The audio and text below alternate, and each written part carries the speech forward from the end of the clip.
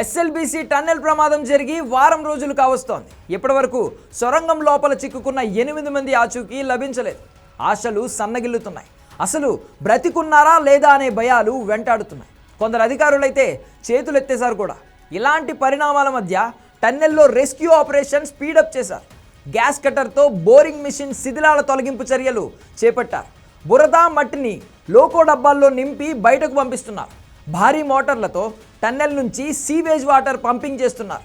శిథిలాలను తొలగించేందుకు రైల్వే శాఖ రంగంలోకి దిగింది. ప్రత్యేక నిపుణులతో 2 బృందాలను నియమించింది. ఇక అటు గల్లంతైన కార్మికుల కోసం అత్యాధునిక పరికరాలతో గాలింపు చర్యలు చేపట్టారు. ఇందులో భాగంగా విదేశాల నుంచి ఆక్వా ఐ మెషిన్ను తీసుకొచ్చింది రెస్క్యూ టీం.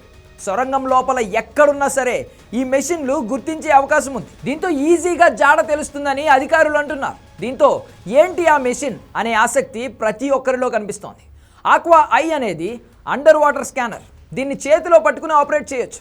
సోనార్తో పాటు ఆర్టిఫిషియల్ ఇంటెలిజెన్స్ను ఉపయోగించుకుని ఇది ఎదుటి వ్యక్తులు లేదంటే ఎదుటి ప్రాణులు వస్తువుల జాడ గుర్తిస్తోంది. ఈ మెషిన్ నుంచి సోనార్ పల్స్ అంటే ఒక రకమైన ధ్వనిని విడుదల చేస్తోంది. అది ఆర్టిఫిషియల్ ఇంటెలిజెన్స్ సాయంతో ప్రతిధ్వనిని గుర్తిస్తోంది. మనిషి బాడీని పోలిన ఎకోను ఆక్వా ఐ మెషిన్ ఈజీగా పాయింట్అవుట్ చేస్తోంది.